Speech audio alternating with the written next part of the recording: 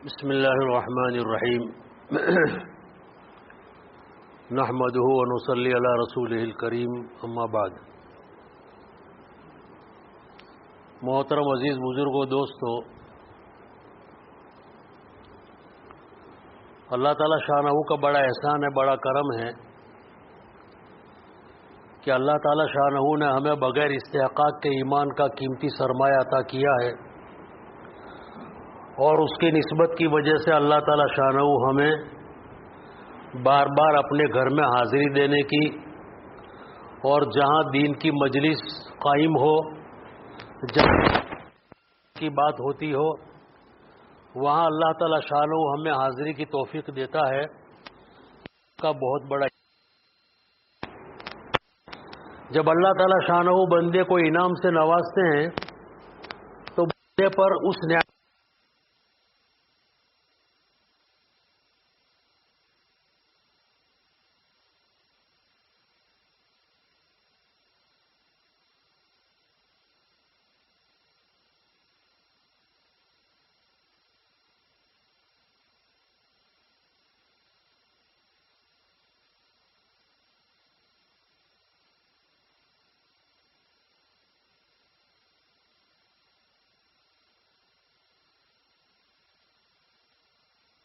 کاموں میں استعمال کرے گا تو یہ ناشکری ہے۔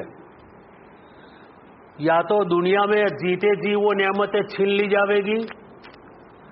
اور اگر نہیں چھینی گئی تو مرنے کے بعد اس کا خمیازہ بھگتنا پڑے گا۔ ہم لوگ جو بار بار مسجد میں آتے ہیں، دین کی مجلس میں شرکت کرتے ہیں، دین کی بات سنتے ہیں، تو اس نعمت کا شکر یہ ہے کہ ہم یہاں پر جن باتوں کو قرآن اور حدیث کے حوالوں سے سنیں تو ان باتوں کو اپنی زندگی میں عملی جامہ پہنائیں۔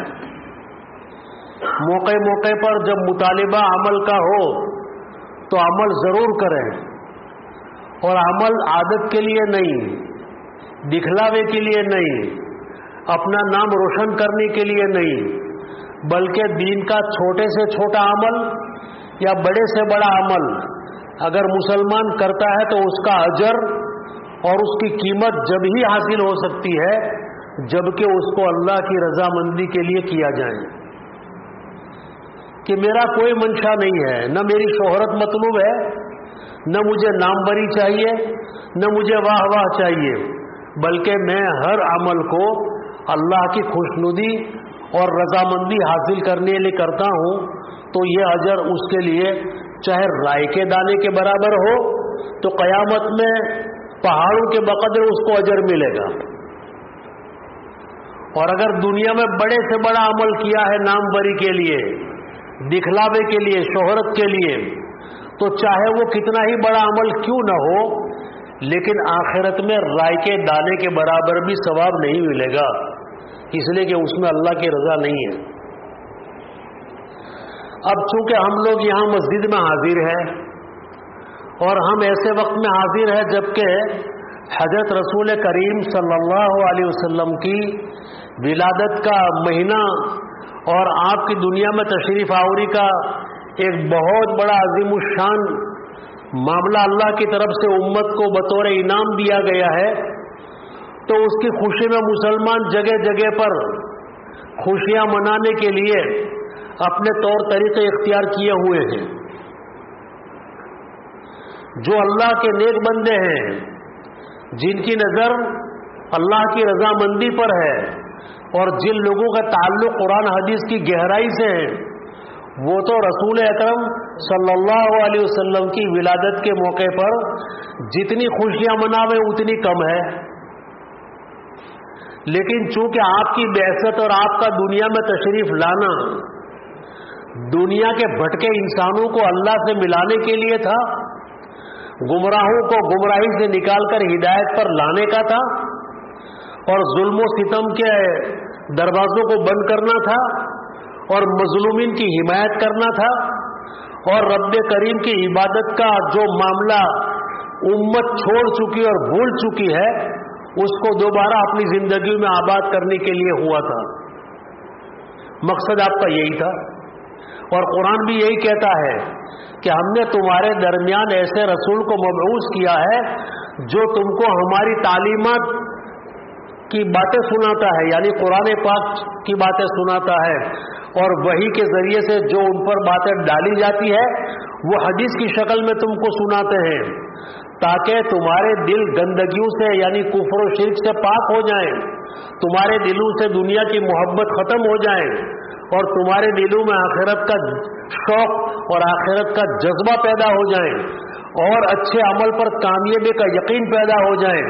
نافرمانی پر ہلاکت کا یقین پیدا ہو جائے۔ یہ ساری صفات پیدا کرنے کے لیے آپ صلی اللہ علیہ وسلم کو اللہ تعالیٰ نے دنیا میں بھیجا تھا۔ اگر سرزمین دنیا پر آپ کی بعثت کے مقصد کو کما حقہ سمجھنے والی کوئی جماعت اگر دنیا میں پیدا ہوئی ہے تو وہ اصحاب رسول ہے صلی اللہ علیہ وسلم، اہل بیت ہے، آپ کے ساتھ رات دن زندگی ایمان کی حالت میں گزارنے والے حضرات ہیں کہ ان حضرات نے آپ کی صحبت بابرکت کی وجہ سے اپنی زندگیوں کو ایسا ہی بنا دیا جس مقصد کے لیے پیارے آقا کو دنیا میں بھیجا تھا۔ چاہے پیارے آقا صلی اللہ علیہ وسلم کی تعلیمات پر عمل کرنے میں ان کے نفس کے اوپر چھریاں چلی، ان کے ارمان لوٹے گئے، اور چاہے ان کی خواہشوں کے اوپر جو ہے کتنا ہی دباؤ پڑا، لیکن ان حضرات نے ان تمام چیزوں کو برداشت کر کے رسول اکرم صلی اللہ علیہ وسلم کی تعلیمات پر کما حقہ عمل کیا، جس کی برکت سے اللہ تعالیٰ نے تمام صحابہ کو بھی ایسی عزت سے نوازا جیسے حضرت رسول کریم صلی اللہ علیہ وسلم کو نوازا تھا۔ ہاں، اس زمانے میں کچھ سرفرے لوگ بھی تھے جنہوں نے آپ سے براہ راست معجزات دیکھے، جنہوں نے براہ راست آپ صلی اللہ علیہ وسلم سے ایمان و یقین کی باتیں سنی، لیکن پھر بھی ان لوگوں نے گمراہی کی وجہ سے آپ کی بات پر، آپ کی رسالت پر یقین نہیں کیا، بلکہ بعضوں نے تو یوں کہا کہ یہ تو آپ کی طرف سے اپنی بناوٹی باتیں ہیں اور یہ تو ایک قسم کا جادو ہے اور یہ تو فلاں اور چولا ہے، اس طرح کی بہانی بازیاں کر کے ان لوگوں نے آپ کی رسالت اور آپ کی تعلیمات کا انکار کر دیا۔ تو تاریخ میں یہ بات ثابت ہو گئی ہے اور تاریخ کے پنوں پر یہ بات لکھ دی گئی ہے کہ پیارے آقا صلی اللہ علیہ وسلم کی رسالت کی اتباع کرنے والے فائز المرام ہمیشہ کامیابی کے پتلے ثابت ہوئے، اور جن لوگوں نے دانستہ طور پر آپ کی مخالفت کی، آپ کی باتوں کو جھٹلایا، تو اللہ تعالی شانہ نے ان کی شان و شوکت ہونے کے باوجود بھی ان کو ایسی ذلت کے غار میں دھکیل دیا کہ آج 1400 سال ہو گئے لیکن پھر بھی دنیا جو ہے اس سے نفرت اور کراہت کر رہی ہے۔ وہاں رشتے ناطے کا کوئی سوال ہی نہیں ہے، وہاں تو یہ دیکھا جاتا ہے کہ ہمارے یہاں سے عزت کا بٹوارا اور عزت کا استحقاق ان لوگوں کے لیے ثابت ہوتا ہے جو اللہ کی اور اللہ کے رسول کی اطاعت کریں، جو اللہ اور اس کے رسول سے پکی اور سچی محبت کریں، جو ہر معاملے میں اللہ کی رضا والے اعمال کو اختیار کریں، ہر عمل کو رسول پاک علیہ الصلوۃ والسلام کی سنت اور شریعت کے مطابق انجام دیں، کامیابی کا تمغہ تو انہی کو ملے گا۔ چنانچہ ایسے ہی ہوا۔ صدیق اکبر دیکھو، حضرت عمر کو دیکھو، عثمان غنی اور حضرت علی کو دیکھو، اور دیگر 1.25 لاکھ صحابہ کو دیکھو رضی اللہ تعالی عنہم اجمعین، کہ ان حضرات نے ایسا کر کے دکھایا تو اللہ تعالی شانہ نے انہیں کامیاب کر دیا، اور دنیا میں جیتے جی ان کے لیے اپنی رضامندی کا فیصلہ سنا دیا کہ تم دنیا میں چند دن کی زندگی جو بطور قید کے تم کو ملی ہے، یہ تو جکڑ پکڑ کی زندگی ہے، اور اس میں احکامات کا ایسا ایک سلسلہ لامتناہی ہے کہ آدمی کو ہوش سنبھالنے کے بعد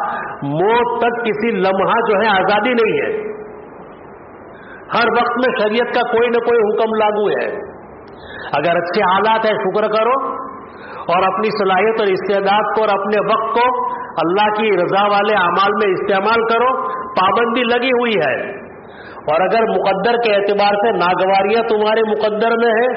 تو اس پر صبر و استقلال کے ساتھ جمے رہو اور رب کریم کی بارگاہ میں اجر عظیم پانے کا یقین کامل اپنے دلوں میں پیدا کر لو. یہ چند دن کی زندگی پوری ہو جائے گی, یہ ہمیشہ کی نہیں ہے.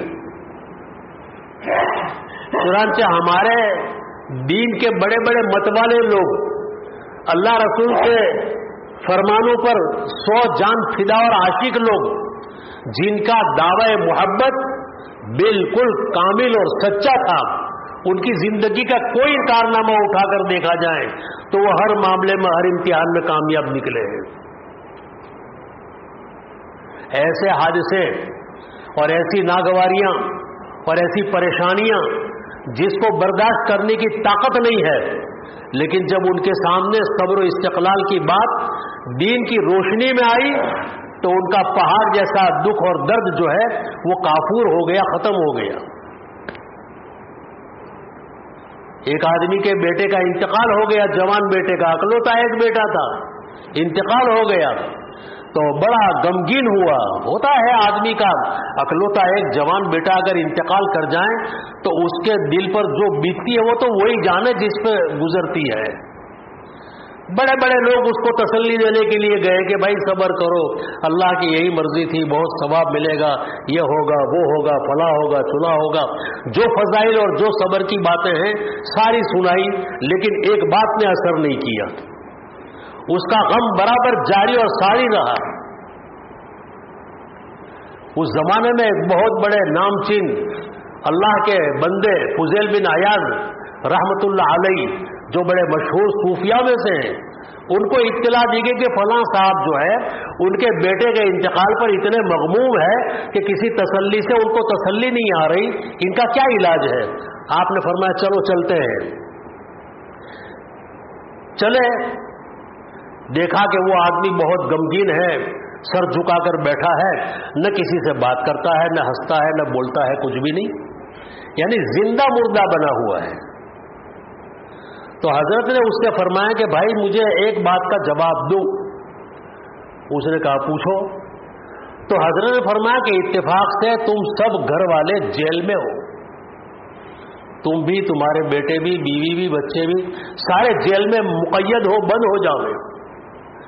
اور تھوڑے عرصے کے بعد اگر حکومت کی طرف سے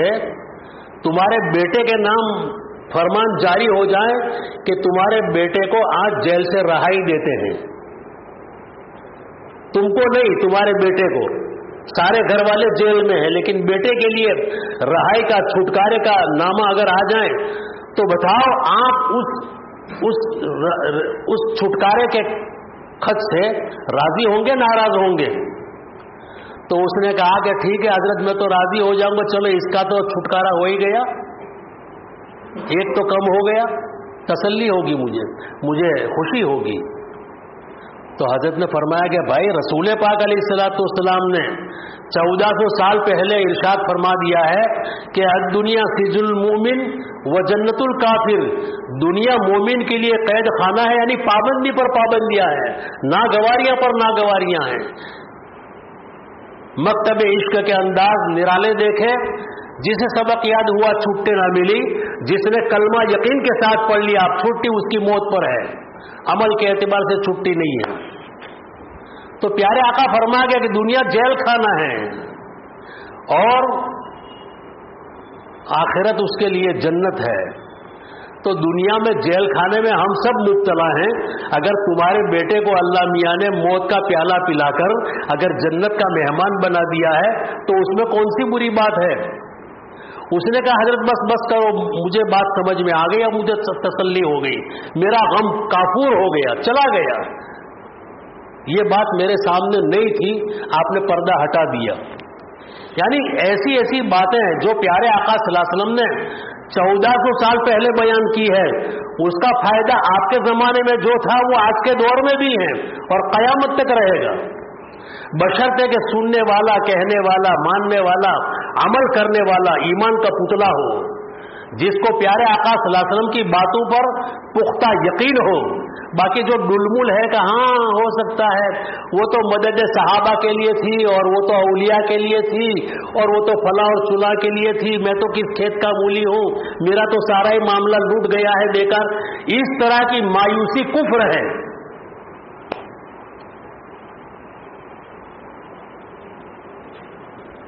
شیطان شیخیاں بگاڑ رہا تھا, بڑی خوشیاں منا رہا تھا کہ آدم کو سجدہ نہ کرنے کی وجہ سے اگر مجھے جنت سے نکال دیا گیا ہے اور مردود بنا دیا گیا ہے تو صرف آدم سے عداوت نہیں, آدم کی اولاد قیامت تک جتنی آوے گی سب میرے نشانے پر ہے, سب کو بہکا کر دوزخ میں لے جاؤں گا.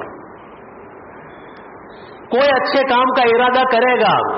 کان میں پھونک مار دوں گا کہ یہ کام ابھی مت کرو, وہ میری بات مان لے گا اور عمل چھوڑ دے گا, ہاں محروم ہو جائے گا, میرا ساتھ چلے گا. وہ اس نے تو یہ تہیہ کر لیا ہے, اس نے یہ عہد و پیمان کر رکھا ہے. خیر, تو یہ شیطان جو ہے یہ انسان کو ورغلانے کے لیے اس طرح کی کوششیں کر رہا ہے. تو ظاہر سی بات ہے کہ انسان کے لیے کسی نیک بات کے اوپر جمنا جو ہے اتنا آسان بھی نہیں ہے کہ آدمی ہنستے کھیلتے عمل کر لے, اتنا مشکل بھی نہیں ہے کہ آدمی کوشش اور جد و جہد کرے اور عمل نہ کر سکے. خیر, تو وہ آدمی جس کو تسلی ہو گئی اور اس نے کہا کہ اب میرا سارا رنج و غم جو ہے دور ہو گیا, تو پیارے آقا صلی اللہ علیہ وسلم کی وہ بشارتیں اور وہ کامیابی کی ضمانتیں جو آپ کے دور میں تھی آج بھی ہے اور قیامت تک رہے گی. لیکن چونکہ مسلمان شیطان کے بہکاوے میں آ جاتا ہے, اس لیے اپنی بزرگی جتلانا تو ویسے بھی ریاکاری اور بری حرکت ہے, لیکن کم سے کم ایمان کے بل بوتے پر کہ اللہ نے ایمان دیا ہے, اس ایمان کے اوپر آدمی کو اتنی خوشی ہو کہ پروردگار نے مجھے لاکھوں کروڑوں انسانوں میں سے چھانٹ کر مجھے اللہ نے ایمان دیا ہے, تو میں اس کا کس منہ سے شکر ادا کروں. یہ بات تو اس کے لیے بہت بڑی خوشی کی بات ہے. مایوسی نہیں کرنا چاہیے, مایوسی کفر ہے, لیکن شیطان مایوس کر دیتا ہے. پیارے آقا صلی اللہ علیہ وسلم ارشاد فرماتے ہیں کہ کوئی مسلمان بندہ جس سے کمی کوتاہی ہو جائے, لغزش ہو جائے, بھول ہو جائے, گناہ ہو جائے, اور اگر وہ سچی اور پکی توبہ کر لے اور اس کے بعد بھی اس کو مغفرت پر یقین نہ ہو تو وہ آدمی شریعت کے اوپر کامزن نہیں ہے, اس کو شریعت کی باتوں پر اطمینان نہیں ہے. اللہ تعالیٰ شانہ جب خود فرماتے ہیں کہ تمہارے سے اگر کوتاہی ہو جائے, لغزش ہو جائے, تم توبہ استغفار کرو, معافی مانگ لو, میں معافی مانگنے کو تیار ہوں. بلکہ ساری زندگی اوٹ پٹانگ والی گزار کر آدمی آخر میں پچھتائے اور پچھتانے کے بعد رب کریم کی بارگاہ میں ہاتھ اٹھا کر یہ کہے کہ مولا کریم تیری نافرمانیاں کرنے میں کوئی قصر نہیں چھوڑی, ہر پل تجھے ناراض کیا ہے, لیکن چونکہ مولا تو میرا رب ہے, تو خالق کائنات ہے, تو ارحم الراحمین ہے, تو میرا ماوا اور ملجا ہے, مرنے کے بعد پلٹ کر تیرے ہی پاس آنا ہے, مولا کریم مجھ فقیر کو تو معاف کر دے, میری مغفرت کر دے, میرے گناہ کو معاف کر دے. تو اللہ تعالیٰ شانہ 100 سال کے گناہ کو بھی اللہ معاف کرنے کو تیار ہے, بشرطے کہ بندہ توبہ کرے. اس لیے بھائی ایسی واہی تباہی ایران توران کے وسوسوں میں نہ پڑے, بلکہ ایمان کے تمغے پر خوشیاں منائیں اور رسول اکرم صلی اللہ علیہ وسلم کی امت میں اللہ تعالیٰ نے جو پیدا فرمایا ہے اس نعمت پر شکر ادا کرتے ہوئے رب کریم سے حسن ظن سے رہے, اچھے اعمال پر نجات کا یقین کریں اور کوتاہیاں ہو جانے پر توبہ استغفار کر کے اللہ سے منوائے کہ مولا مجھے معاف کر دے. یہ مومن کا اصل رویہ ہے. یہ نہیں کہ اگر حج کی توفیق ہو گئی ہے, کچھ پیسے راہ خدا میں دینے کی توفیق ہو گئی ہے, تو اپنی ناموری ظاہر کرنے کے لیے اچھل مچھل کر کے نام لکھوا رہے ہیں, یہ بھی اللہ کو پسند نہیں ہے. اور اگر خدا نہ کرے کوئی کوتاہی اور کمی ہو جائے تو اس پر اتنی چوٹ کھا کر کہ اب میری مغفرت نہیں ہونے والی, یہ بھی بہت بری چیز ہے. الایمان بین الخوف والرجا, ایمان خوف اور امید کے بیچ میں ہے. اگر نیکی ہو جائے تو امید رکھو کہ اللہ نے مجھے نیکی کرنے کی توفیق اسی لیے دی ہے تاکہ مولا راضی ہو جائیں اور مجھے اپنی بارگاہ کا مہمان بنائیں، اس لیے مولا نے مجھے توفیق دی ہے، ضرور قبول کرے گا۔ اگرچہ میرا عمل قابل قبول نہیں ہے، میری نیکی بھی گناہ ہے، لیکن چونکہ مولا نے توفیق دے دی، مجھ سے جو بن پڑا کیا ہے، تو میرا مولا میری کوتاہی معاف کر کے میرے عمل کو قبول کرے گا، ایسی پکا یقین ہو۔ اور کوتاہی ہو جائیں تو کوتاہی کو چھوٹا نہ سمجھیں، بلکہ اس کو اپنی ہلاکت کا پیش خیمہ سمجھ کر آدمی اپنے آپ کو خوف زدہ کر دے، اور اتنا خوف زدہ ہو جائیں کہ رب کریم سے معافی مانگے بغیر چین نہ آئے۔ امام غزالی رحمۃ اللہ علیہ کیا بزرگ گزرے ہیں، جن کی سینکڑوں تصانیف ہے، اور تصانیف میں کوئی ایسا موضوع اسلام کا باقی نہیں رکھا جس پر حضرت نے قلم نہ چلایا ہو۔ آج صدیاں بیت گئی، لیکن ماشاءاللہ آج بھی ان کی تصنیفات جو ہے روز روشن کی طرح سے امت مسلمہ کی برابر رہنمائی کر رہی ہے۔ حضرت نے ایک جگہ پر کتاب میں لکھا ہے کہ اے میرے دوستو، میرے ایمان والے بھائیوں، کسی معمولی نیکی کو معمولی نہ سمجھنا اور کسی معمولی گناہ کو معمولی نہ سمجھنا۔ ہو سکتا ہے معمولی نیکی تم کو جنت کا حقدار بنا دے، اور ہو سکتا ہے تم کو معمولی گناہ جہنم میں لے جانے کا ذریعہ بن جائے، اس کو معمولی نہ سمجھو۔ پھر حضرت نے اس کی مثال دی کہ بعض مرتبہ آدمی موت کے منہ میں ہوتا ہے، کوئی معمولی چیز بطور دوا کے اس کو مل جاتی ہے اور زندگی بحال ہو جاتی ہے۔ ایک آدمی کو پھانسی پر لٹکنا ہے، لیکن ایک آدمی کی سفارش کے اوپر اس کی جان بچ گئی، ایک جملے کے اوپر۔ کبھی کبھی چھوٹے چھوٹے کام جو ہے انسان کو بہت بڑا نفع پہنچاتے ہیں، اور چھوٹے گناہ بھی کبھی آدمی کی ہلاکت کے لیے بہت کافی ہوتے ہیں۔ آپ نے مثال میں یوں فرمایا کہ دیا سلائی کی ماچس جو ہے وہ آگ جلانے کے لیے چھوٹی سی تو ہوتی ہے، ایک دیا سلائی کو جلا کر اگر کسی آباد جگہ پر، کسی ایسی جگہ پر جہاں خوشحالی ہو، وہاں پر اس کو سلگا کر کے ڈال دیا جائے، ہو سکتا ہے ایک ہی دیا سلائی جو ہے وہ سارے میدان کو خاکستر کر دے، جلا کر خاک کر دے۔ تو ہم تو مومن ہیں، ہم تو پیارے آقا کے امتی ہیں، اور اللہ نے اپنے فضل ہی سے ہم کو ایمان دیا ہے۔ پیارے آقا کی امت میں اللہ نے ہی ہم کو پیدا کیا ہے، ورنہ ہماری کیا بساط تھی کہ ہم ایمان والے کے گھر میں جنم لیتے۔ یہ تو اللہ کا کرم ہے، اس کا احسان ہے۔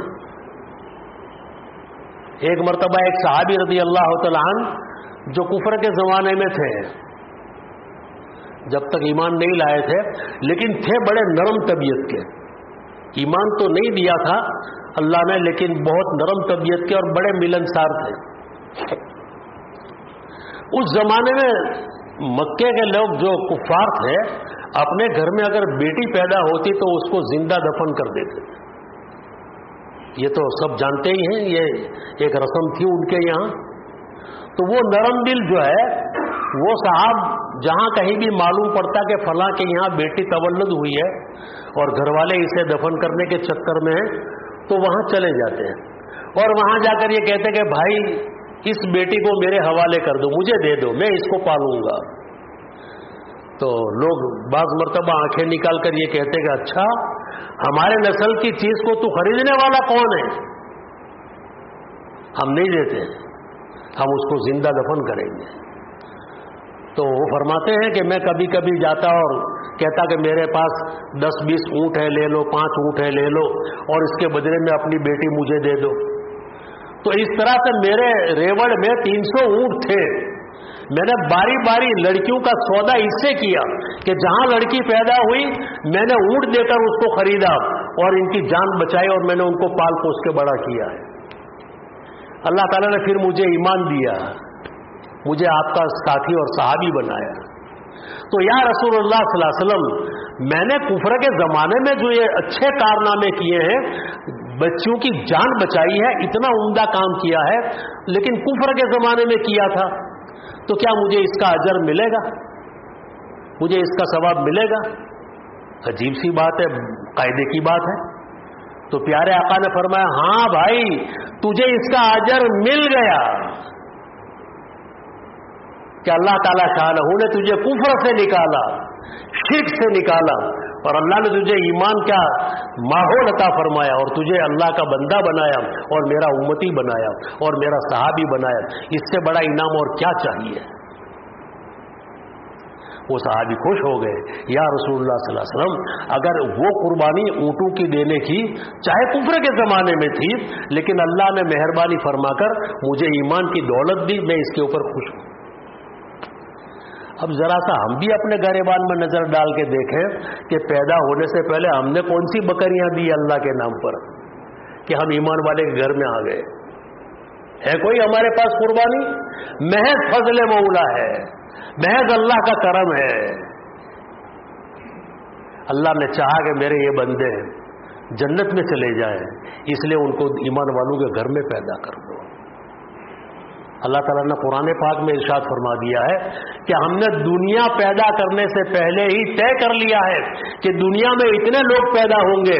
اس میں اتنے جنت والے ہیں، اتنے دوزخ والے ہیں. یہ اللہ نے طے کر دیا ہے. فریق فی الجنہ و فریق فی السعیر. ایک ٹولہ جنت میں جائے گا، ایک ٹولہ دوزخ میں جائے گا. لیکن ایمان مل جانے پر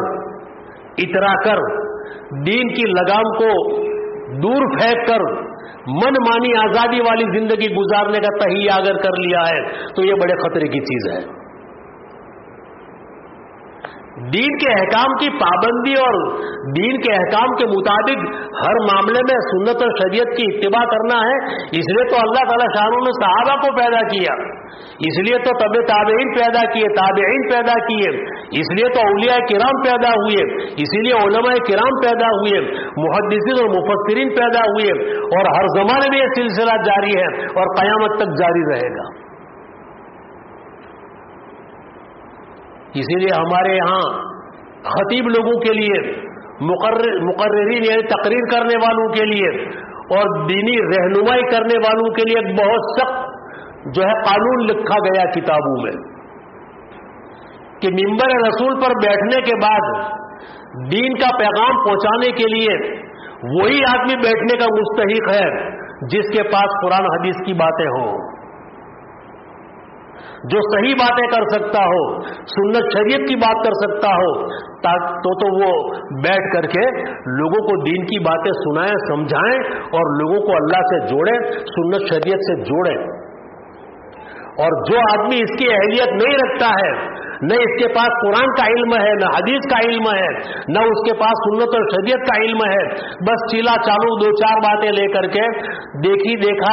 سنی سنائی باتوں کے اوپر لے کر کے لوگوں کو بیٹھ کر اگر دین کی صحیح رہنمائی نہیں دیتا ہے تو آپ بیٹھنے والوں کا کیا قصور ہے؟ سینکڑوں کی تعداد میں آپ لوگ دین کی بات سننے کی نیت سے بیٹھے ہیں، ورنہ میری کیا بساط ہے کہ آپ لوگ میرے سامنے خاموشی کے ساتھ بیٹھے اور میں بکتا رہوں اور آپ سنتے رہیں. لیکن آپ کے دلوں میں ایک جذبہ ہے، ایک شوق ہے کہ ہم مسجد میں جائیں گے،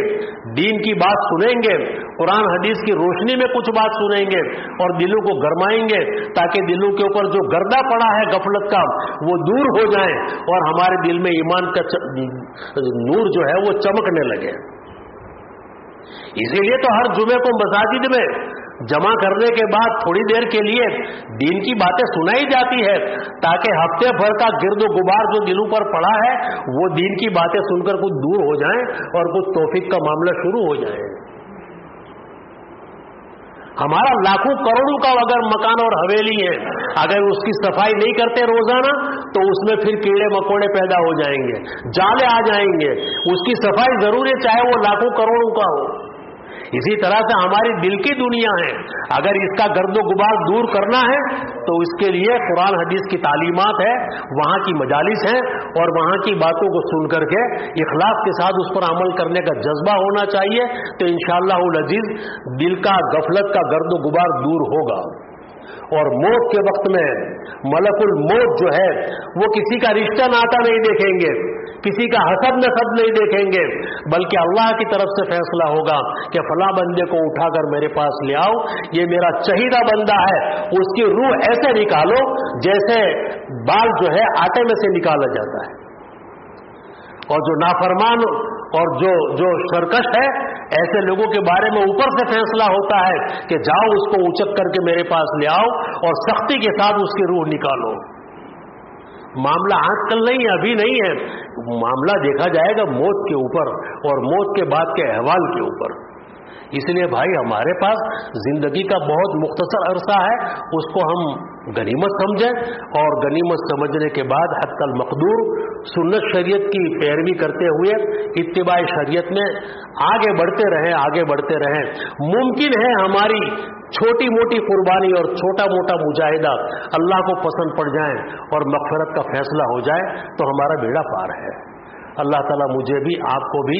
اور امت مسلمہ کو ان باتوں پر عمل کی توفیق عطا فرمائے۔ اور جیسے پچھلی جمعہ کو اعلان کیا تھا کہ آئندہ کل 22 تاریخ کو سنیچر کو صبح 10 سے 12-1 بجے تک ہمارے یہاں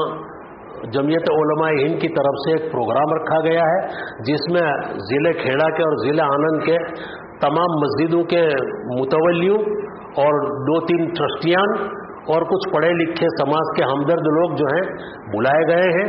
کل کو آنند ریلوے فاٹک کے پاس جو ہال ہے اس میں کل صبح کو 10 بجے پروگرام رکھا ہے، تو اپنے یہاں سے اس قسم کے لوگوں کو ذرا بھیجنے کی کوشش کریں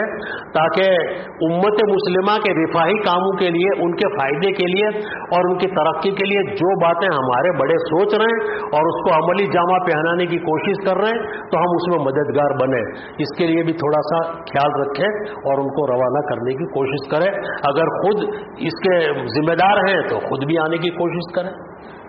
سنت پڑھ لو۔